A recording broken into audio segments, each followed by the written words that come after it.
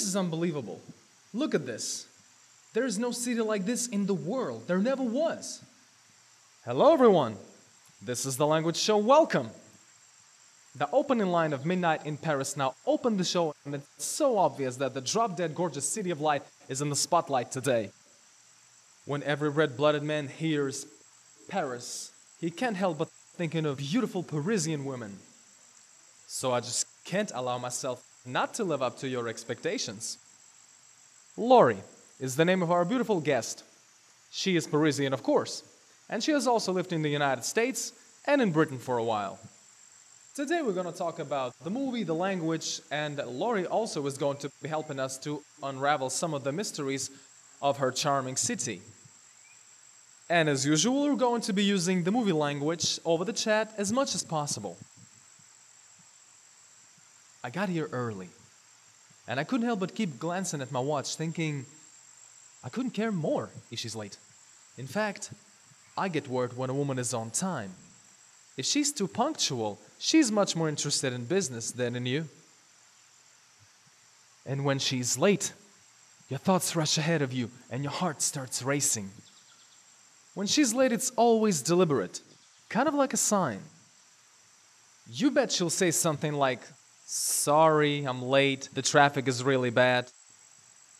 And now, she's here, and you are dying to gush out what you're feeling. So, today we're going to learn how to express our excitement in English. Greetings and salutations. So nice to have you on the language show. How are you? Did you manage to get here easily? I heard the traffic in Paris is really dreadful. Hi. No problem. I just worked here. I'm fine, thank you. How are you?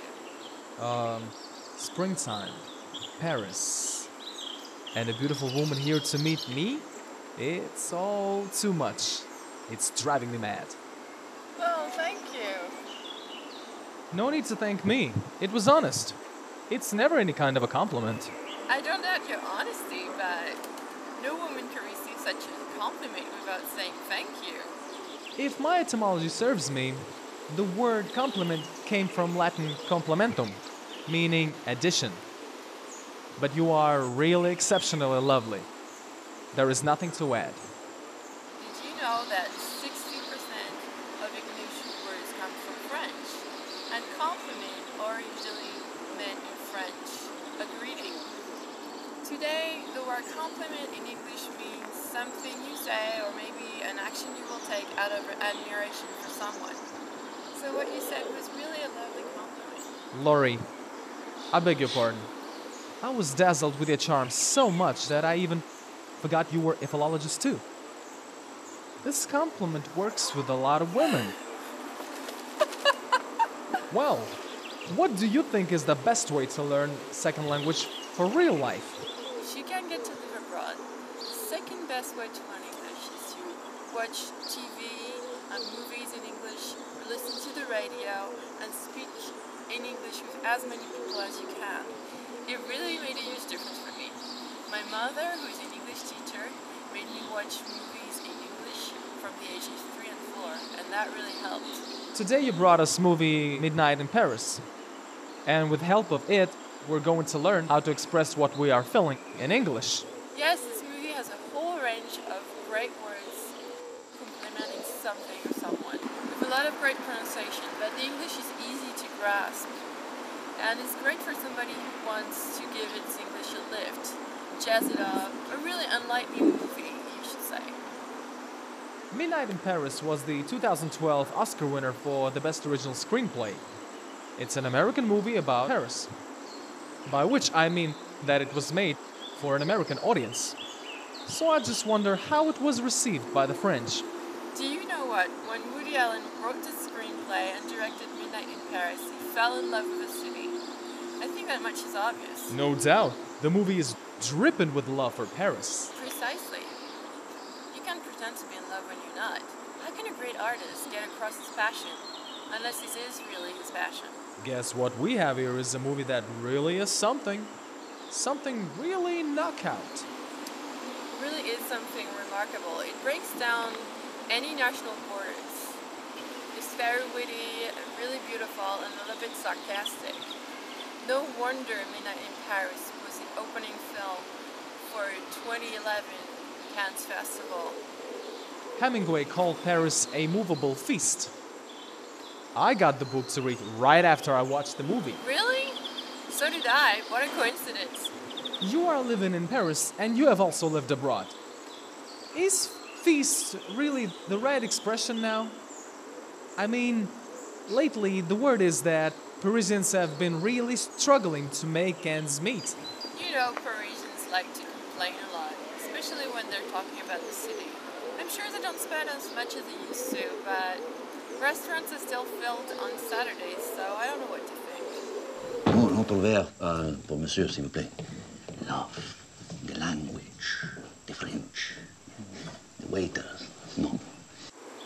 Last time I was in Paris, my taxi driver was explaining to me in English why he didn't speak English throughout the whole ride. Most people have some experience of Parisians being very rude. And fortunately, that's mostly the case of people who work in the tourist industry. But if you make a little effort to learn a few words and say bonjour, you can be quite surprised to find Parisians friendly and welcoming. I guess the French people can't imagine how anybody could fail to want to speak such a beautiful language. Yes, a very beautiful language. I can't resist asking you about, how can I put this? Oh, just go ahead, ask me anything you want. They say that you French are not too hung up about monogamy. That for a man to have a wife and a lover at the same time is kind of normal. Well, I'm aware that France has this reputation, the lover, the mistress, but I think you can get the answer straight out of the movie. Okay, now I understand he loved his wife and he also loved his mistress. Yes. But do you think that's possible to love two women at once? Well, he loved them both, but in a different way. You know. I mean, that's very French. You guys are way, much, more evolved in that department than we are. He's engaged to one woman. I'm in love with you. But there is another woman? Adriana, yes, and very drawn to her. I find her extremely alluring. Do you know that Rachel McAdams, who plays his fiancée in the movie, is listed in FHM's 100 Sexiest Women? yes, she's okay. It's a deliberate casting, of course. So, what happens in the end? In the end, he finds out that his fiancée has a crush on another man. Okay, yes, I did. I was with Paul for a few nights because he's romantic and he Ah, you speaks see, French. they're not French, and this happens on the eve of their wedding. And you think it's a French thing?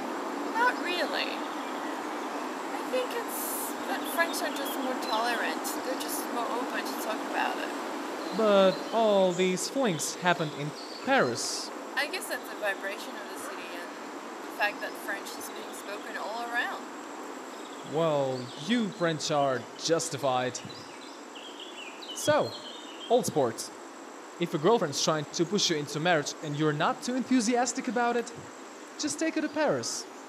Woody Allen and Laure are pretty much agreed that it will break you up. No, really I'm not. Actually, if you're really in love with a girl and you're afraid to take steps toward marriage, you should definitely come and visit Paris. Maybe it will help you get rid of your inhibitions. So, one way or another, if you're in a relationship where love isn't just another four-letter word, welcome to Paris. The place is amazing. You can stroll around, enjoy fantastic views, especially by the river bank. Yes, the real life isn't worse than it used to be. I think it's the main threat of Midnight in Paris. And I couldn't agree more. Just one thing. The time is over. And I have to say goodbye, unfortunately. Thank you very much, Laure. I hope to see you again at the language show. Au revoir. Au revoir. Goodbye.